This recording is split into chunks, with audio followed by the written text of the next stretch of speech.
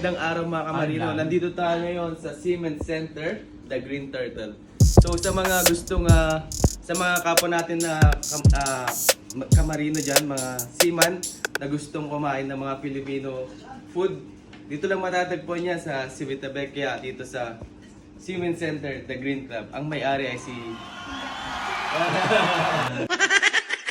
Maraming pagkain na Filipino dito na kung nami-miss nyo, ay pwede nating matikman dito lang sa Cement Center, The Green Turtle. So meron dito lechon kawali, adobong manok, munggo, longganisa, bopis, dinuguan, tsaka laing, pansit. Siyempre may mga Pilipino, di ba? Siyempre may mga girl. Hindi mawawala yung girl. Alam lang sa mga yan. May mga groceries din dito. Kompleto na dito mga kamarino. Kaya all-in-one na to. Kung gusto nyong... Kung may mga nimi-miss kayo na pagkain, nandito lang yun sa Cement Center, Cement Center, The Green Club.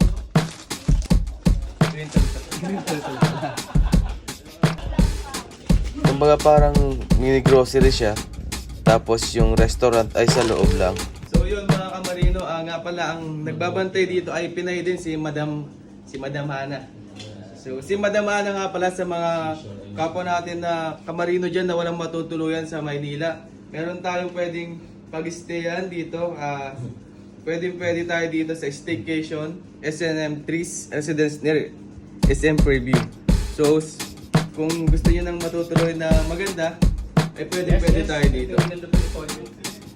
Napakamura mga kamarino. Magkano yung per night? Weekdays po is 1,800 for 2 packs. What? And weekend is 2,000. Kung sakaling madam, kung sakaling may kasama silang Additional 300 po. 300 lang. But allowed lang po ng 4 person sa unit. Dapat Apat lang. maximum Maximum, apat lang. yes po. Kasi only 1 bedroom and then meron pong tatlong pool. Ay, may tatlong pool yun?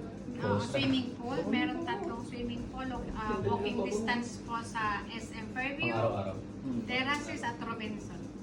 Dahil ko talaga yung bag mo, man. Sa labas may Alpha Mart, hindi kayo magugutom sa tapat, sa labasan may McDonald's, Alam mo, yung... may 7-Eleven.